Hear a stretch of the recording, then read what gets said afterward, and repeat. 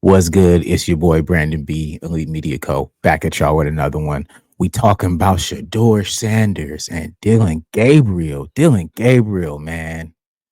This guy, what a funny guy, right? What a funny dude, man. This guy just had his debut.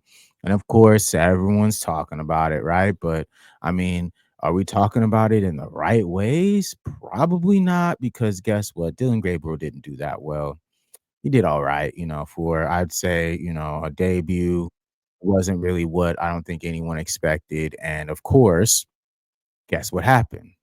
Everyone's moving the goalposts now. We got people coming out putting on their cape for Dillon Gabriel.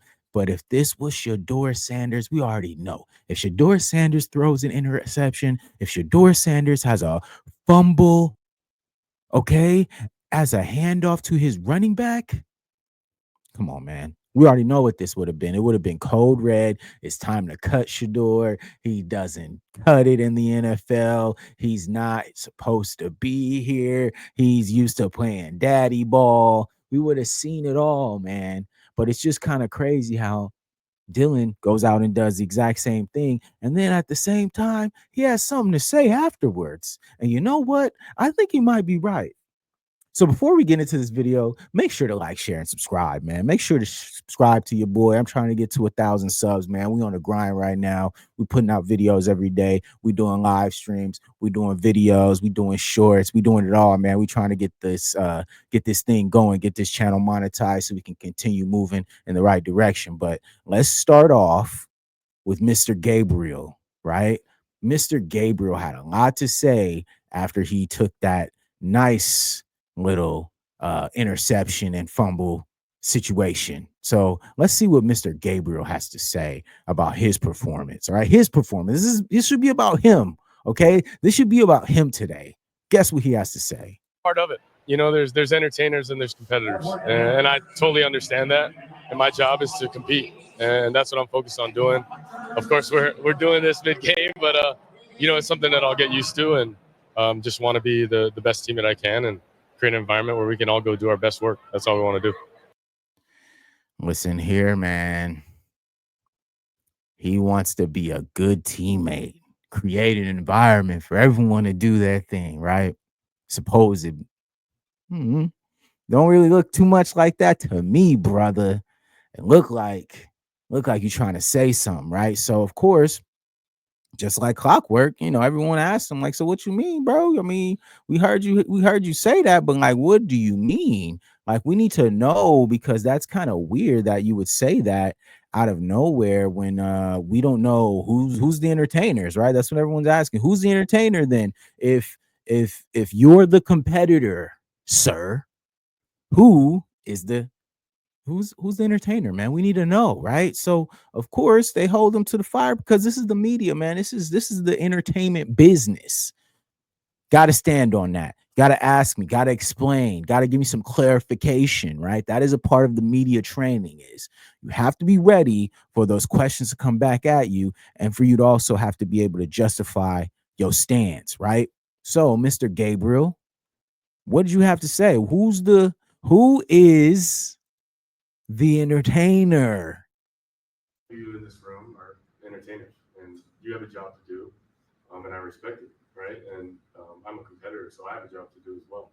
And I think just understanding that, that's how I've lived by, and I've said that multiple times. So definitely not a new quote. Listen, man, this guy is a funny dude because you can already see just kind of the seeping understanding of him trying to, backtrack, bro. What are you talking about? You're the media is the entertainers, right? The media are the entertainers, right? So I was like, okay, maybe the media are entertainers, right? Maybe there is something to this, right? Maybe he's right. Maybe he is right, And so you have Stephen A. Smith, right? Mr. Stephen A. Smith. He comes out this morning on First Take, and what does he do? He goes out there and he puts his cape on for Mr. Gabriel. And guess what? He is the entertainer that everyone has been talking about, right? That's exactly what happened here, because now you look at it, And you see kind of like how these guys come out one day, they're talking about Shador needs to do this and Shador needs to do that. But then you also have, hey, actually, Dillon Gabriel throws a pick, he has a fumble, and now it's, oh, he did all right, it was okay, he did fine. I mean this from the bottom of my heart. If that was Shador Sanders, bro, we know what goes on, man. He wouldn't have been able to live that down. It would have been a nonstop, un unadulterated attack.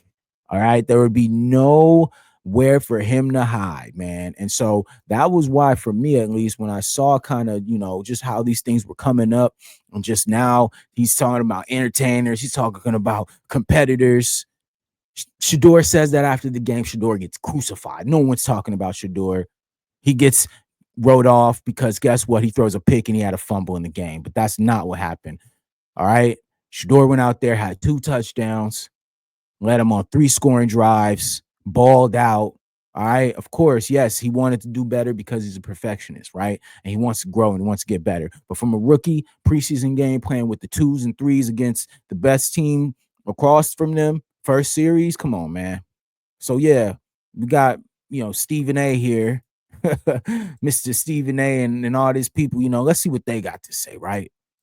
He wasn't talking about Shador Sanders. He came out right after the press conference or after that interview and clarified what he meant. I think the other part, Adam, that and I appreciate where you're coming from, but I think the part that can't be ignored is the Shador Sanders element in terms of what would people have thought had he made that comment.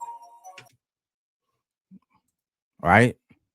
We can leave it right there. What would happen if he made that same comment, bro? All right. What would happen? Please help me understand, because we know what happened. But y'all, for the viewers, anybody in the comments who's on this video, man, help me understand. Y'all know what would happen, right? It would be a straight up no clap.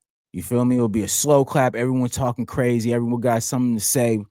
All right. But look at this. Had that been Shador Sanders who made that exact comment, it would have been taken completely differently. Well, now tuned in to the Dark Times channel. All right. And that's facts. Shout out to Dark Times.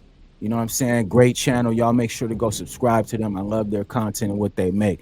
But listen, if this is what we would have seen from Shador Sanders, if Shador Sanders says something like this, we already know what would have happened. All right. It would have been a nonstop berating of him, talking about he's being too cocky. Who is he talking about? He doesn't know how to handle himself in the media. It would have been nonstop, right? But for Dillon Gabriel, it's all good. Ain't no problems, right? It's all good. But we need to understand what's going on, because this don't make no sense. Was talking about Shador Sanders as well. I think when you heard the comparisons were emanating from the media more so than anybody else. I don't know Dillon Gabriel, so I'm going to take him at his word. I have no reason to doubt or think that he's making up an excuse for it now. Listen, man, this is what happens, bro. They're gonna put that cape on every time, bro. Every single time. And that's what he mean by the entertainment. Because these dudes don't stand on no business. It's obvious what they're doing. It's obvious what's going on with Shador. It's obvious what's going on with the Browns organization. It's obvious what's going on with this kid talking crazy, right? Speaking for other people. But at the same time, oh no, like he was just speaking from a place of, I don't know, like it was just, he's just okay. So nobody knows what's going on now. Okay, sure, bro. That's fine. But now, they've named Joe Flacco the starter, right? Joe Flacco has now been named the starter. Of course, we knew that was going to happen, right? But Kenny Pickett is second string, Dillon Gabriel's third string, and then Shador is fourth string. Come on, family. After this performance, all right, this is the current depth chart. And so for me, I'm just trying to figure out, y'all got to help me understand, I'm going to keep this one short, but please leave in the comments and help me understand what I'm missing. Shador is balling. Shador is making touchdowns. The other guy is doing turnovers. He's not balling. He's talking crazy in the media. And now we have a whole attention now on the team, now on the teammates. All right.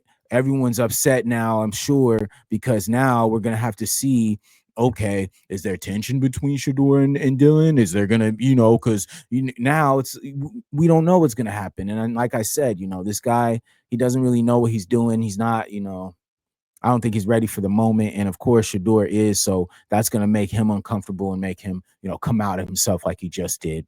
So, I want you guys to leave in the comments, help me understand what's going on, because I'm lost. If you're playing good, if you're doing what you're supposed to, how are you not being elevated as such? How can you still be in the same position that you were? So y'all help me understand what I'm missing. We gonna keep our eyes on this. If they trade Shador, great. If he stays there, he got to grind, whatever, and he gets his opportunity, fine. But we're gonna support Shador. We're gonna support the Sanders throughout all this. And so salute to everybody out there. My name is Brandon B. This Elite Media. I'm out. Peace.